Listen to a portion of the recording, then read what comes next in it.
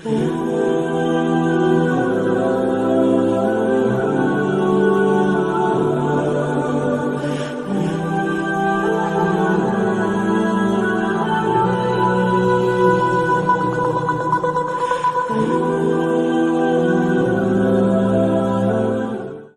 باللہ من الشیطان الرجیم، بسم اللہ الرحمن الرحیم۔ لا الہ الا اللہ وحدہ لا شریک لہ، اللہ اکبر کبیرہ والحمد للہ کثیرہ، سبحان اللہ رب العالمین، لا حول ولا قوۃ الا باللہ العزیز الحکیم۔ رب ادخلنی مدخل صدق واخرجنی مخرج صدق واجعلنی من لدنک سلطانا نصیرا۔ ان الصلاۃ ونسکی ومحیای ومماتی للہ رب العالمین۔ یا ربی لک الحمد کما ینبغی لجلال وجہک وعظیم سلطانک۔ یا ایھا الذین آمنوا ان تنصروا اللہ ینصرکم ویثبت اقدامکم۔ رب اشرح لی صدری ویسر لی امری واحلل عقدۃ من لسانی یفقہوا قولی۔ اللہم صلی علی محمد وازواجہ وذریاتہ کما صلیت علی آل ابراہیم وبارک علی محمد وازواجہ وذریاتہ کما بارکت علی آل ابراہیم انک حمید مجید۔ روبینہ اکمل بنت بلقیس غفار اپنے تمام حاضرین و سامعین کی خدمت اقدس میں عاجزانہ السلام علیکم ورحمۃ اللہ وبرکاتہ عرض کرتی ہے۔ آج میں آیت نمبر 148 سے 153 سورۃ بقرہ پارہ نمبر 2 کی تلاوت، ترجمہ اور تفسیر پیش کرنے کی سعادت حاصل کر رہی ہوں۔ بسم اللہ الرحمن الرحیم۔ آیت نمبر 148۔ وَلِكُلٍّ وَجْهَةٌ هُوَ مُوَلِّيهَا فَاسْتَبِقُوا الْخَيْرَاتِ أَيْنَمَا تَكُونُوا يَأْتِ بِكُمُ اللَّهُ جَمِيعًا إِنَّ اللَّهَ عَلَى كُلِّ شَيْءٍ قَدِيرٌ وَمِنْ حَيْثُ خَرَجْتَ فَوَلِّ وَجْهَكَ شَطْرَ الْمَسْجِدِ الْحَرَامِ وَإِنَّهُ لَلْحَقُّ مِنْ رَبِّكَ وَمَا اللَّهُ بِغَافِلٍ عَمَّا تَعْمَلُونَ وَمِنْ حَيْثُ خَرَجْتَ فَوَلِّ وَجْهَكَ شَطْرَ الْمَسْجِدِ الْحَرَامِ وَحَيْثُ مَا كُنْتُمْ فَوَلُّوا وُجُوهَكُمْ شَطْرَهُ لِئَلَّا يَكُونَ لِلنَّاسِ عَلَيْكُمْ حُجَّةٌ إِلَّا الَّذِينَ ظَلَمُوا مِنْهُمْ فَلَا تَخْشَوْهُمْ وَاخْشَوْنِي وَلِأُتِمَّ نِعْمَتِي عَلَيْكُمْ وَلَعَلَّكُمْ تَهْتَدُونَ كَمَا أَرْسَلْنَا فِيكُمْ رَسُولًا مِنْكُمْ يَتْلُو عَلَيْكُمْ آيَاتِنَا وَيُزَكِّيكُمْ وَيُعَلِّمُكُمُ الْكِتَابَ وَالْحِكْمَةَ وَيُعَلِّمُكُمْ مَا لَمْ تَكُونُوا تَعْلَمُونَ فَاذْكُرُونِي أَذْكُرْكُمْ وَاشْكُرُوا لِي وَلَا تَكْفُرُونَ۔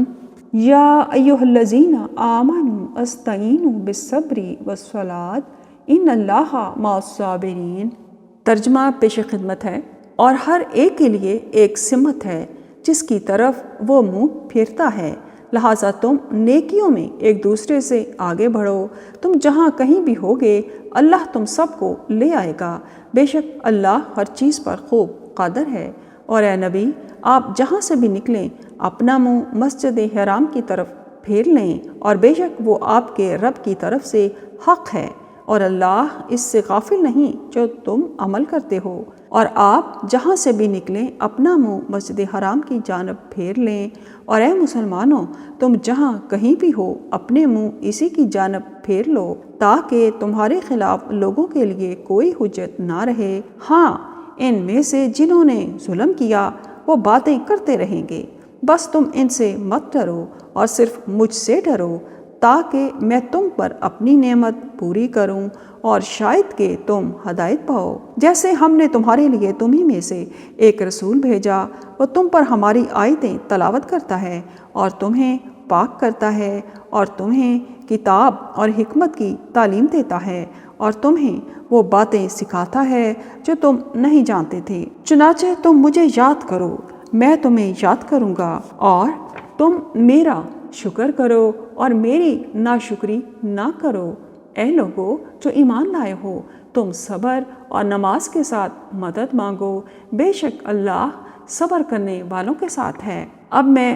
اس کی تفسیر کی طرف آ رہی ہوں۔ سب سے پہلے آیت نمبر 148 اور اس کا کچھ پس منظر، تاکہ ہم اس کو اچھے طریقے سے پچھلی آیات سے ربط کرتے ہوئے اگلی آیات کو سمجھ سکیں۔ آیت نمبر 148۔ اہل کتاب کے قبلے بھی مختلف تھے۔ یہود کا قبلہ تو صخر بیت المقدس تھا۔ بیت المقدس کو سیدنا سلیمان علیہ السلام نے سیدنا ابراہیم علیہ السلام سے 1300 سال بعد تعمیر کیا تھا، اور نصارہ کا قبلہ بیت المقدس کی شرقی جانب تھا، جہاں سیدنا عیسیٰ علیہ السلام کا نفخ روح ہوا تھا۔ تو جب یہ لوگ آپس میں بھی کسی ایک قبلہ پر متفق نہیں تھے تو آپ کے ساتھ کیسے اتفاق کر سکتے ہیں، یا آپ ان میں سے کسی کے قبلہ کی پیروی کیسے کریں گے؟ رسول ہونے کی حیثیت سے آپ صلی اللہ علیہ وآلہ وسلم کا یہ کام نہیں کہ آپ صلی اللہ علیہ وآلہ وسلم لوگوں کو راضی کرتے پھریں اور کچھ لو اور کچھ دو کے اصول پر سمجھوتا کریں۔ آپ کا کام یہ ہے کہ جو علم ہم نے آپ کو دیا ہے اس پر سختی سے کاربند رہیں، اور ظالم ہونے کا خطاب دراصل امت کو ہے۔ رسول بھلا وحی الہی کو کیسے نظر انداز کر سکتا ہے؟ امت کو یہ تنبیہ کی گئی ہے کہ رسول کے ذریعہ اللہ کا حکم جو تمہیں مل رہا ہے اس پر پورا یقین رکھو اور اس کے مطابق عمل کرو، اور اگر تم نے یہود کو خوش کرنے کی کوشش کی تو تمہارا شمار ظالموں میں سے ہوگا۔ عربوں میں یہ محاورہ ہے کہ جس چیز کے متعلق انہیں کسی طرح کا شک و شبہ نہ ہو تو سمجھتے ہیں کہ وہ اس بات کو یوں پہچانتا ہے جیسے اپنے بیٹے کو۔ علماء یہود و نصارہ اس بات کو بڑی اچھی طرح جانتے تھے کہ سیدنا ابراہیم علیہ السلام جن کی امت اور ملت ہونے کا یہ دم بھرتے ہیں، انہوں نے خانہ کعبہ تعمیر کیا تھا اور اسے ہی قبلہ مقرر کیا تھا، اور بیت المقدس تو 1300 سال بعد سیدنا سلیمان علیہ السلام نے تعمیر کیا تھا۔ پھر بیت المقدس کو قبلہ قرار دینے کا ذکر نہ کہیں تورات میں موجود ہے اور نہ انجیل میں۔ اس تاریخی واقعہ میں ان کے لیے کسی قسم کے شک و شبہ کی گنجائش نہیں تھی، اور وہ یہ بات بھی خوب جانتے ہیں کہ قبلہ اول اور حقیقی قبلہ کعبہ ہی ہے، لیکن وہ یہ بات عوام کے سامنے ظاہر نہیں کرتے۔ یعنی مسلمان جس ملک میں ہوں گے وہ کعبہ کی طرف منہ کر کے نماز ادا کریں گے۔ اس طرح کعبہ کی سمتیں الگ الگ بھی ہو سکتی ہیں۔ کسی ملک سے کعبہ مغرب کی جانب ہوگا، کسی سے مشرق کی طرف، اور کسی سے شمال یا جنوب کی طرف۔ اس سے کچھ فرق نہیں پڑتا، اور نہ اس بات میں شک کی ضرورت ہے، کیونکہ تمہارا یہ قبلہ ہمیشہ کے لیے ہے جس میں آئندہ کبھی تبدیلی نہیں ہوگی۔ اگلی آیت نمبر 148 میں سمت کا تعین کرنے کے بعد یہ فرمایا گیا ہے کہ تم نیکیوں میں ایک دوسرے سے آگے بڑھو، تم جہاں کہیں بھی ہوگے اللہ تم سب کو لے آئے گا۔ اس میں یہ بتایا گیا ہے کہ اصل چیز رخ کرنا نہیں بلکہ وہ بھلائیاں ہیں جن کے لیے تم نماز پڑھتے ہو، لہذا سمت اور مقام کے جھگڑوں میں پڑنے کی بجائے تمہیں اصل مقصد یعنی نیکیوں کے حصول کی فکر کرنا چاہیے، اور اس میں ایک دوسرے سے بڑھ چڑھ کر کوشش کرنا چاہیے، کیونکہ قیامت کے دن یہی نیکیاں تمہارے کام آئیں گی۔ اس بات کو سورۃ انفال میں بھی بڑے اچھے سے طریقے سے ذکر کیا گیا ہے۔ لفظ فاستبقوا سے یہ بھی معلوم ہوتا ہے کہ انسان کو چاہیے کہ کسی نیک عمل کا جب موقع مل جائے تو اس کے کرنے میں دیر نہ کرے، کیونکہ بعض اوقات اس کے ٹلانے اور تاخیر کرنے سے توفیق سلب ہو جاتی ہے، پھر آدمی کام کر ہی نہیں سکتا، خواہ وہ نماز، روزہ ہو یا حج و صدقہ وغیرہ۔ قرآن کریم میں یہی مضمون سورہ انفال کی آیت میں اس طرح سے بیان ہوا ہے۔ سورہ انفال آیت نمبر 24، بسم اللہ الرحمن الرحیم، یا ایھا الذین آمنوا استجیبوا للہ وللرسول اذا دعاکم لما یحییکم واعلموا ان اللہ یحول بین المرء وقلبہ۔ یعنی اے ایمان والو، تم اللہ اور رسول کے کہنے کو بجا لایا کرو جبکہ رسول تم کو تمہاری زندگی بخش چیز کی طرف بلاتے ہوں، اور جان رکھو کہ اللہ تعالیٰ آڑ بن جایا کرتا ہے آدمی کے اور اس کے قلب کے درمیان۔ وہ نیکیاں جو اللہ تعالیٰ کے ہاں روز حشر مقبول ہوں گی، ان کا حکم اور ان کی پیروی اور ان کا طریقہ اللہ تعالیٰ نے نبی کریم صلی اللہ علیہ وآلہ وسلم کی پیروی میں ہمیں بتا دیا ہے۔ اگر ہم رسول اللہ صلی اللہ علیہ وآلہ وسلم کی زندگی کو سمجھتے ہیں، اہل بیت کی زندگی کو سمجھتے ہیں، صحابہ کرام کی زندگی کو سمجھتے ہیں، تو ہمیں بہت اچھے سے یہ پتہ چل جاتا ہے کہ اللہ تعالیٰ کی نگاہ میں کون سی نیکیاں روز قیامت ہمارے لیے شفا کا باعث بنے گی، جیسے کہ سورہ عصر پارہ نمبر 30 میں آتا ہے، بسم اللہ الرحمن الرحیم، والعصر ان الانسان لفی خسر الا الذین آمنوا وعملوا الصالحات وتواصوا بالحق وتواصوا بالصبر۔ زمانے کی قسم، بے شک انسان خسارے میں ہے سوائے ان لوگوں کے جو ایمان لائے اور انہوں نے نیک عمل کیے اور ایک دوسرے کو حق کی تلقین کی اور ایک دوسرے کو صبر کی تلقین کی۔ اسی بات کو سورہ آل عمران پارہ نمبر 4 آیت نمبر 104 میں فرمایا گیا، اور تم میں سے ایک جماعت ایسی ہونی چاہیے جو خیر کی طرف بلائے اور نیک کاموں کا حکم دے اور برے کاموں سے روکے، اور وہی لوگ فلاح پانے والے ہیں۔ اسی طرح سورۃ بقرہ پارہ نمبر 1 آیت نمبر 110 میں فرمایا گیا، بسم اللہ الرحمن الرحیم، وَأَقِیمُوا الصَّلَاةَ وَآتُوا الزَّکَاةَ وَمَا تُقَدِّمُوا لِأَنفُسِکُم مِّن خَیْرٍ تَجِدُوهُ عِندَ اللَّهِ إِنَّ اللَّهَ بِمَا تَعْمَلُونَ بَصِیرٌ۔ اور تم نماز قائم کرو اور زکوٰۃ دو، اور تم اپنے لیے جو بھی بھلائی آگے بھیجو گے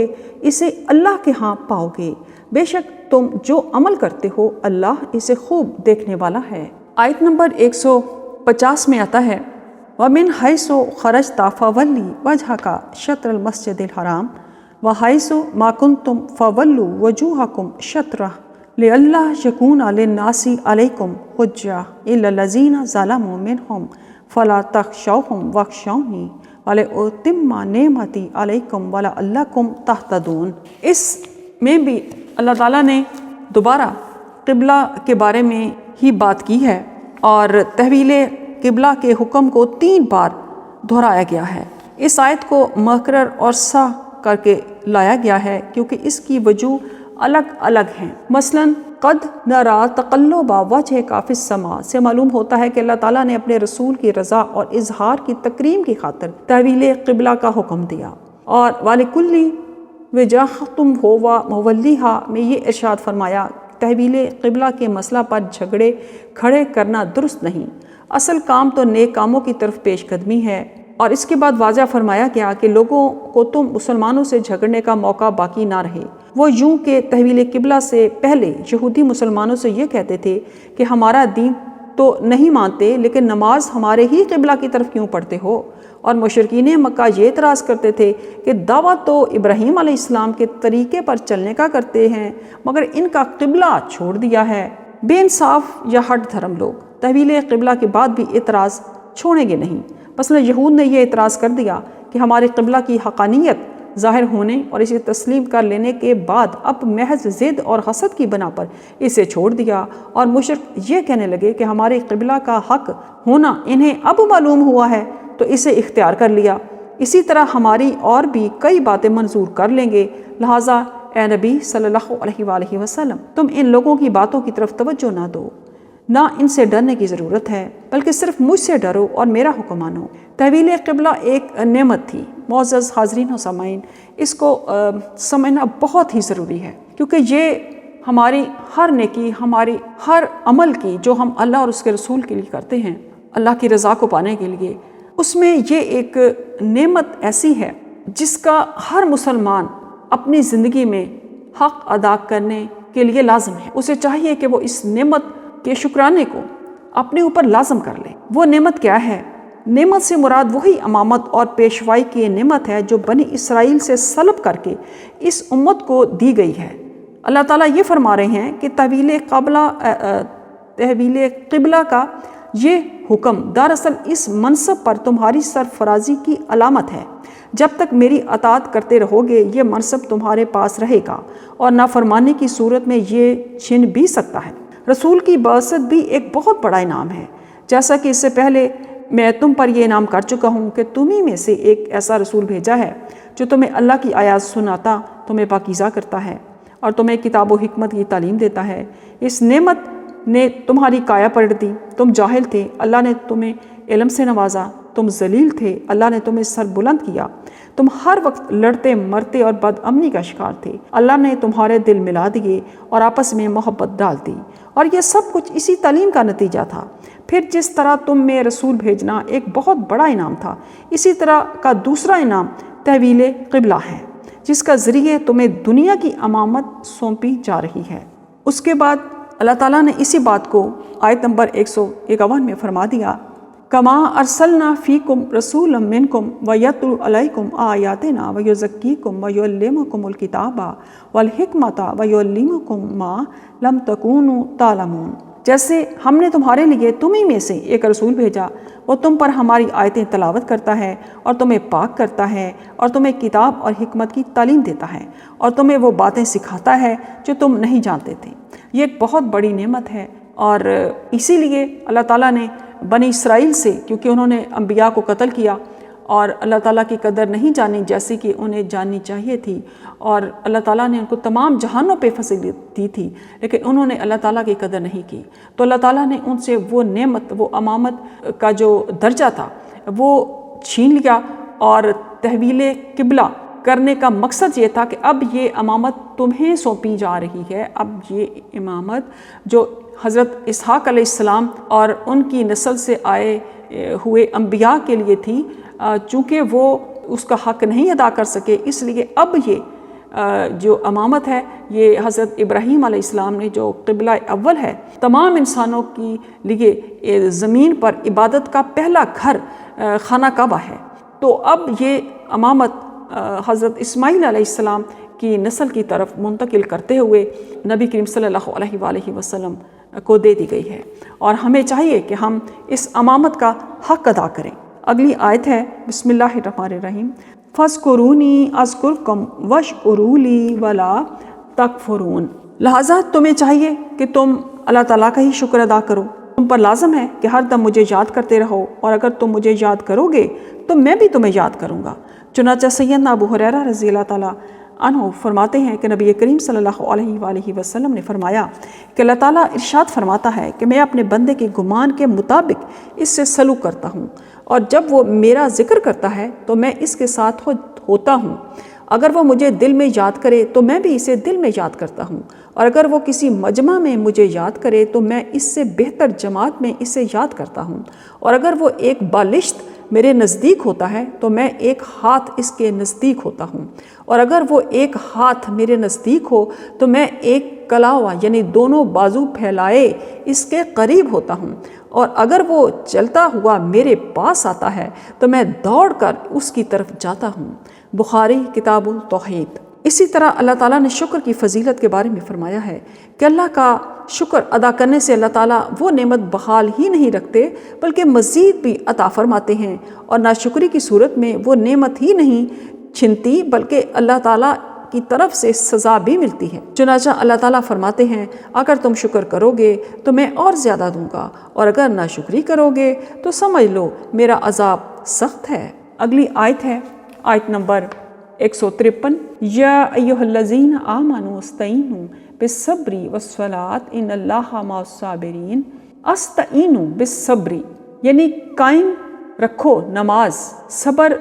نماز اور صبر کو حاصل کرنے کے لیے نماز کی مدد لو، یعنی مشکل اوقات میں صبر اور نماز سے مدد حاصل کرو۔ مشکل اور آڑے وقت میں صبر اور نماز سے مدد لینے کا حکم پہلے اسی سورہ کی آیت نمبر 45 میں بھی گزر چکا ہے۔ اس مقام پر اس کی مناسبت یہ ہے تحویل قبلہ کے ساتھ ساتھ امت مسلمہ کو جس امامت کے لیے تیار کرنا مقصود ہے تو اس کی راہ میں بے شمار مشکلات اور مصائب پیش آنے والے ہیں، لہٰذا اے مسلمانوں ایسے اوقات میں صبر اور نماز سے کام لو۔ صبر سے انسان بہت سی مشکلات پر قابو پا لیتا ہے، اور نماز ان حالات میں نفس انسانی کو اطمینان بخشتی ہے، بندہ کا اللہ پر توکل بڑھتا ہے، اور یہی توکل مشکلات میں ثابت قدم رہنے کے لیے ایک بہت بڑا سہارا ثابت ہوتا ہے۔ صبر کرنے والوں کے ساتھ اللہ کی تائید معیت بھی رہتی ہے، جس کا معنی یہ ہے کہ ایسے لوگوں کو اللہ تعالیٰ کی طرف سے اعانت اور توفیق نصیب ہوتی رہتی ہے، جیسا کہ مثل مشہور ہے صبر کا پھل میٹھا ہوتا ہے، اور یہ بات ہر انسان کو اپنے ذاتی تجربات کی بنا پر بھی معلوم ہوتی رہتی ہے۔ اس سلسلے میں نماز کے متعلق اکثر لوگ یہ بھی سمجھتے ہیں، اس پر بھی استدلال کرتے ہیں کہ ہر نماز کو اول وقت میں پڑھنا افضل ہے، اور وہ روایات حدیث اس کی تائید میں بھی پیش کرتے ہیں جن میں اول وقت نماز ادا کرنے کی فضیلت آئی ہے۔ امام شافعی رحمۃ اللہ کا یہی مذہب ہے، مگر امام اعظم ابو حنیفہ و مالک رحمۃ اللہ نے دوسری روایات حدیث کی بنا پر اس معاملے میں تفصیل کی ہے کہ جن نمازوں میں رسول اللہ صلی اللہ علیہ وآلہ وسلم نے تاخیر کر کے پڑھنے کی تعلیم اپنے قول و عمل سے دی ہے، ان کا اول اور افضل وقت وہی ہے جو ان احادیث میں بیان ہوا ہے، باقی اپنی اصل پر اول وقت میں پڑھی جائیں گی۔ مثلا صحیح بخاری میں روایت ہے، حضرت انس رضی اللہ تعالیٰ عنہ عشاء کی نماز کو مؤخر کر کے پڑھنے کی فضیلت بیان کرتے ہیں، اور حضرت ابو ہریرہ رضی اللہ تعالیٰ عنہ نے فرمایا کہ رسول اللہ صلی اللہ علیہ وآلہ وسلم کو عشاء کی تاخیر پسند تھی۔ اسی طرح صحیح بخاری و ترمذی میں باروایت ابو ذر رضی اللہ تعالیٰ عنہ منقول ہے کہ ایک سفر میں حضرت بلال رضی اللہ تعالیٰ عنہ نے ظہر کی اذان اول وقت میں دینا چاہی تو رسول اللہ صلی اللہ علیہ وآلہ وسلم نے اس سے روکا اور فرمایا کہ جب وقت ذرا ٹھنڈا ہو جائے اس وقت اذان کہی جائے، کیونکہ گرمی کی شدت جہنم کی آگ سے ہے۔ مطلب یہ کہ گرمی کے زمانے میں نماز ظہر کو تاخیر سے پڑھنا پسند فرمایا۔ انہی روایات کی بنا پر امام ابو حنیفہ رحمۃ اللہ اور امام مالک رحمۃ اللہ نے فرمایا کہ ان نمازوں میں اول وقت پر عمل کرنے کی صورت یہی ہے کہ جب وقت مستحب ہو جائے تو پھر تاخیر نہ کریں، اور جہاں کوئی تاخیر کا حکم نہیں آیا وہاں بالکل ابتدائی وقت ہی میں نماز پڑھنا افضل ہے، جیسے نماز مغرب۔ انہی آیات سے یہ بھی ثابت ہو جاتی ہے کہ جب نماز کا وقت آ جائے تو بغیر ضرورت شرعیہ کے تاخیر کرنا اچھا نہیں۔ ضرورت شرعیہ تو وہی ہے جو